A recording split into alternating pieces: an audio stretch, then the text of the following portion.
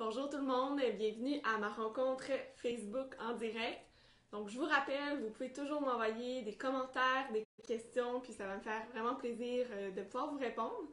Alors si on fait un récapitulatif hebdomadaire sur ma semaine, bien, ça a commencé en force la fin de semaine dernière. Vous savez, vous avez été nombreux à participer au lancement de mon livre que j'ai fait ici dans le Vieux-Longueuil, donc sur la rue Saint-Charles, non loin de mon bureau de circonscription, donc au bar, le bar à Chico.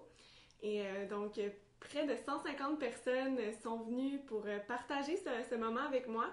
Je vous dirais que j'étais extrêmement fébrile. Ça faisait même très longtemps que j'avais pas été aussi stressée. C'est particulier parce qu'il y a beaucoup de soi qu'on met quand on écrit un livre ou quand on fait quand on fait quelque chose comme ça. Donc, puis c'est un peu se mettre d'une façon de se rendre un peu vulnérable dans un certain sens. Alors, donc, j'étais quand même fébrile, comme je vous dis, de lancer mon livre. Mais donc, il y avait tellement de gens qui sont venus justement pour m'appuyer et je vous en remercie chaleureusement. Dans la journée, j'avais aussi eu l'occasion de faire une entrevue avec la presse canadienne. Donc, vous avez été aussi nombreux à relayer sur les réseaux sociaux, puis c'est très apprécié. Et en soirée, dans le fond, après le lancement de mon livre, je me suis rendue au bar chez Roger à Montréal pour l'enregistrement de l'émission La soirée est encore jeune. Donc, ça aussi, c'était la première fois que je participais à l'émission. Donc, j'ai vraiment beaucoup apprécié l'expérience et je vous remercie aussi de tous les commentaires que vous m'avez envoyés par la suite, que ce soit par message Facebook ou lorsque je vous ai croisé, tout ça. Donc, merci beaucoup pour vos bons mots. Par la suite, lundi, la semaine a donc recommencé aussi très fort. Moi, je suis en tournée de Solidarité en action, comme vous le savez bien.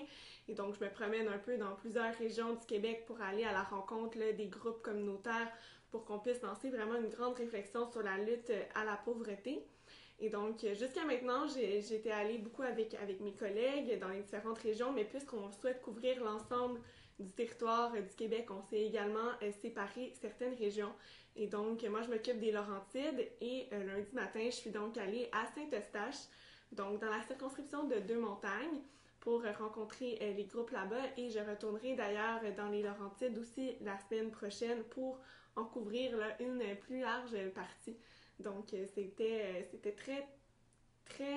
une excellente rencontre lundi matin. Je remercie aussi tous les groupes qui ont pu y participer. Par la suite, je suis allée tout de suite à l'Assemblée nationale. Donc, j'ai pris la route vers Québec en après-midi et en soirée, j'ai fait une entrevue sur le lancement de mon livre aussi à une radio communautaire de Montréal, donc CJMS.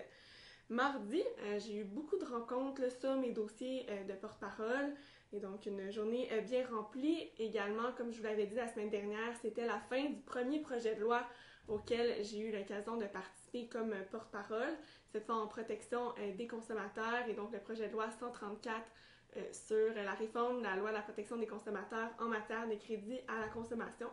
Donc, j'ai pu intervenir sur l'adoption finale de la loi. Et si vous souhaitez voir mon intervention, vous pouvez vous rendre directement sur ma chaîne YouTube et vous trouverez la vidéo. Par la suite, il y avait aussi la remise des médailles d'honneur de l'Assemblée nationale mardi à Québec. Et j'y ai participé parce qu'il y avait une citoyenne de la circonscription ici de Marie-Victorin à Longueuil qui était honorée, et c'est Madame Kim Thuy. Donc, une auteure exceptionnelle et c'est une grande fierté pour moi en tant que députée ici de Marie-Victorin de pouvoir la compter parmi les citoyens de ma circonscription. Et donc, évidemment, c'était très important pour moi d'aller la féliciter de ce grand honneur qu'elle a reçu donc mardi et un honneur extrêmement mérité, bien entendu.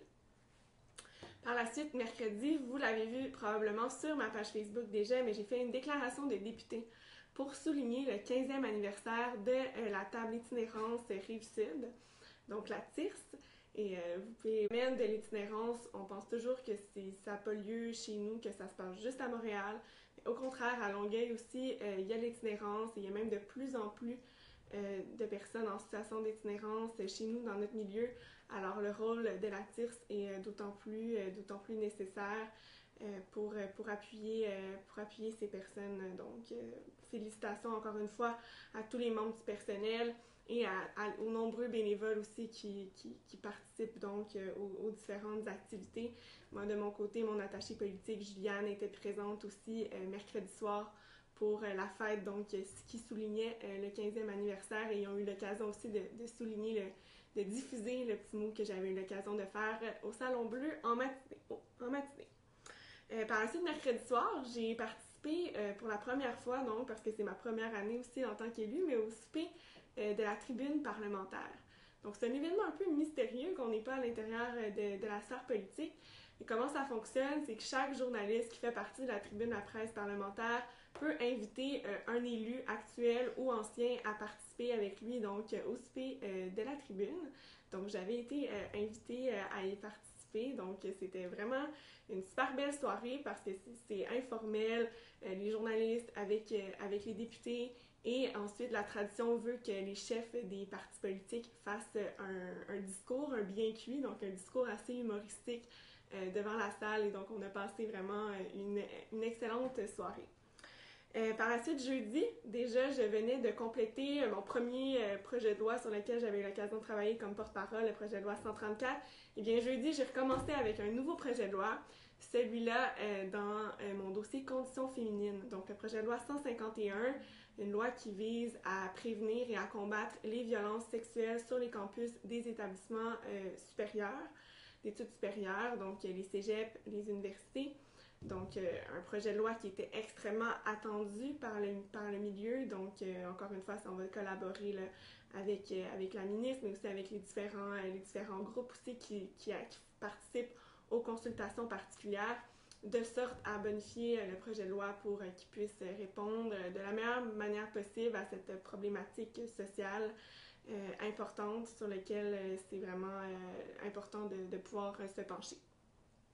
Par la suite aussi, hier, à l'Assemblée nationale, j'ai eu l'occasion de faire une autre entrevue dans le cadre du lancement de mon livre, cette fois avec la presse.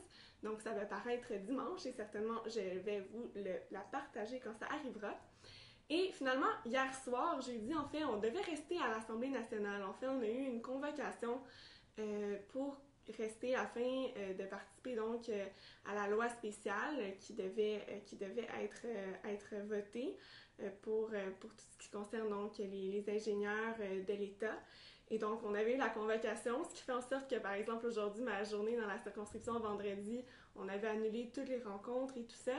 Et finalement, à peu près quelques minutes seulement avant le début de la procédure, on a appris que finalement, il y avait eu une entente avec les ingénieurs, ce qui est effectivement une excellente chose. Mais disons que c'est un manque de respect envers l'institution que constitue l'Assemblée nationale de se servir de ce moyen de pression-là pour mettre tellement de pression justement sur les travailleurs pour forcer une entente. Alors pour nous, c'était carrément inacceptable. Et donc finalement, on a passé la soirée entre collègues hier et je suis revenue aujourd'hui. J'ai fait une entrevue avec le Courrier du Sud concernant le lancement de mon livre. Alors pour les gens de Longueuil, vous aurez l'occasion de voir ça la semaine prochaine. Et finalement, ce soir aussi, je participe au vernissage pour le 35e Salon des artisans de Longueuil. Et je veux aussi vous lancer un message particulier parce que cette fin de semaine, c'est le Salon du livre de Montréal et vous avez été plusieurs à m'écrire pour savoir si j'allais y aller. Eh bien, la réponse, c'est oui. Alors, notez bien ça, je serai donc au kiosque des éditions Somme Toute qui publie mon livre. Alors, j'y serai demain, donc samedi le 18 novembre entre 17h30 et 18h30. Et j'y serai également dimanche pour une autre séance de signature, cette fois de 14h à 15h.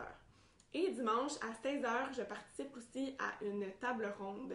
Donc, si vous voulez y participer aussi, bien, sachez que vous êtes évidemment les bienvenus. Donc, s'il y en a parmi vous qui passent au Salon du Livre là, sur les heures lors desquelles je vais être au kiosque de Somme Toute, ben, n'hésitez pas à venir me saluer. Ça va vraiment me faire plaisir de pouvoir vous faire une dédicace. Alors, je vais regarder un peu vos commentaires. Madame Vient, une bonne idée, ce Facebook en direct, merci. Oui, donc c'est une habitude que j'ai prise depuis mon élection, là, il y a maintenant 1 an. Je pense que c'est bien parce que ça donne une façon d'échanger là, avec les citoyens de façon un peu informelle aussi. Puis, donc pour moi, c'est important d'être accessible et de demeurer également.